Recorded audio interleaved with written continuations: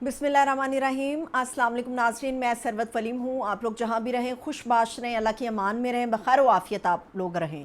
आज दो बड़े काम होने जा रहे हैं जिसका शिद्दत से इंतज़ार मुस्लिम लीग नून को था।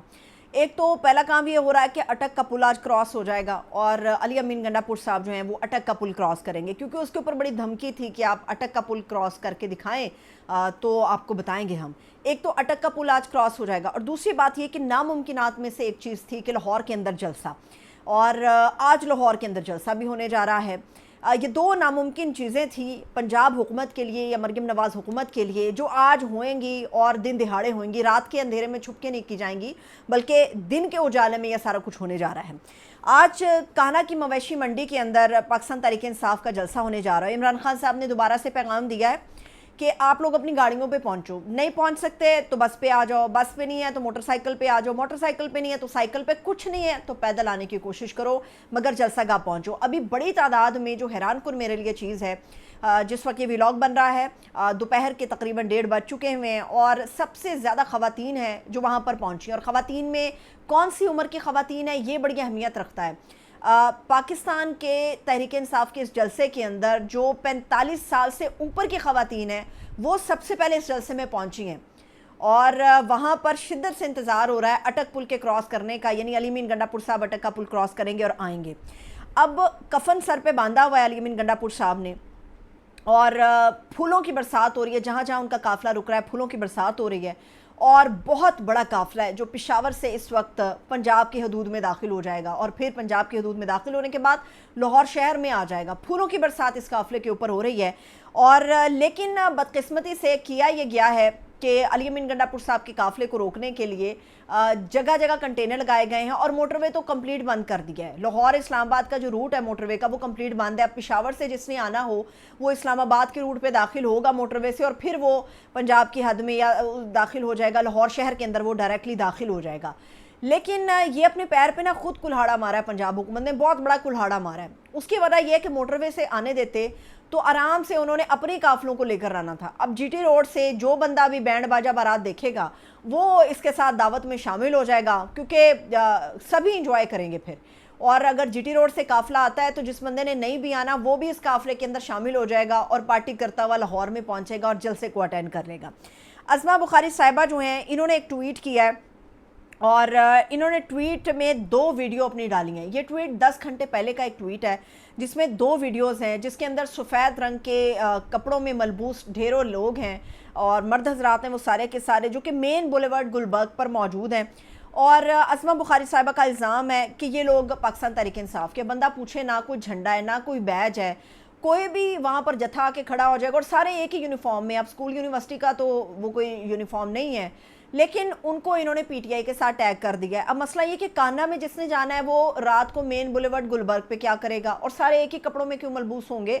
तो मेरा ख्याल है कि ये बिल्कुल फेक प्रोपेगेंडा हुआ है या फेक न्यूज़ है। अज़मा बुखारी साहब से इससे पूछना चाहिए। दूसरी बात ये है कि इस वक्त अज़मा बुखारी साहिबा ने एक प्रेस कॉन्फ्रेंस भी की है।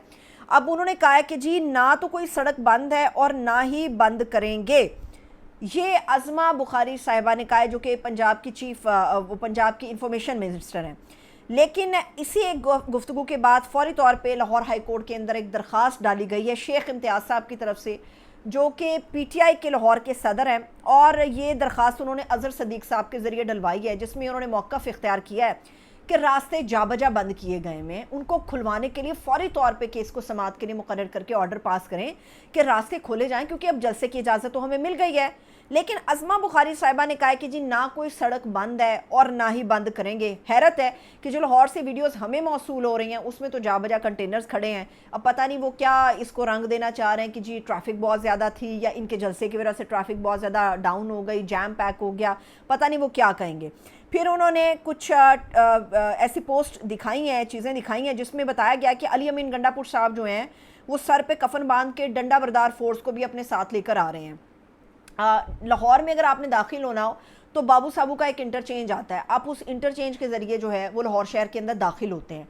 अब बाबू साबू जो इंटरचेंज है वहाँ पर दर्जन से ज़्यादा पुलिस एहलकार खड़े हैं और वहाँ पर नाका लगाया गया हुआ है। वहाँ से गुजरने वाली हर बस को चेक किया जा रहा है, हर गाड़ी को चेक किया जा रहा है। पहली बात तो यह है कि वो यहाँ पर जलसा करने के लिए आ रहे हैं लाहौर के अंदर, وہ یہاں پر کوئی دنگل لڑنے کے لیے نہیں آ رہے یا کوئی ڈنڈا بردار فورس لے کے وہ دھرنا نہیں دینے آ رہے یہاں پر.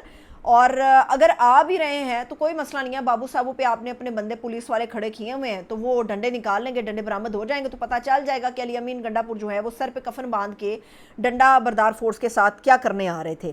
باقی یہ ہے کہ اس وقت کاہنہ انٹرچینج پہ خوشاب سے جو قافلہ آیا تھا, وہاں پر خوشاب سے آنے والے قافلے پر پنجاب پولیس نے تشدد کیا ہے, اور اطلاعات ہیں کہ محب حسین بھٹی صاحب جن کی زیر قیادت یہ قافلہ روانہ ہوا تھا خوشاب سے, اور کانا پہ جا کے ان کو جو ہے وہ شدید زخمی کیا گیا ہے, مار کٹائی کی گئی ہے, اور اس کے بعد ان کو روانہ کیا گیا ہے. یہ پھر بھی جو ہیں وہ لاہور جلسے کے مقام کی طرف بڑھ رہے ہیں.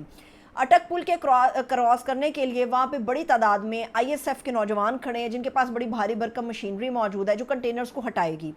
اب اگر راستے میں کہیں پہ کوئی کنٹینر جی ٹی روڈ پہ ملتا ہے تو پھر علی امین گنڈا پور صاحب اور آئی ایس ایف کے جو جوان ہیں وہ ان راستوں کو صاف کریں گے, بالکل اسی طرح جیسے سنگجانی کے راستوں کو صاف کیا تھا ان مشینری کے ذریعے. تو اب یہ مشینری یہاں پر بھی استعمال ہوگی.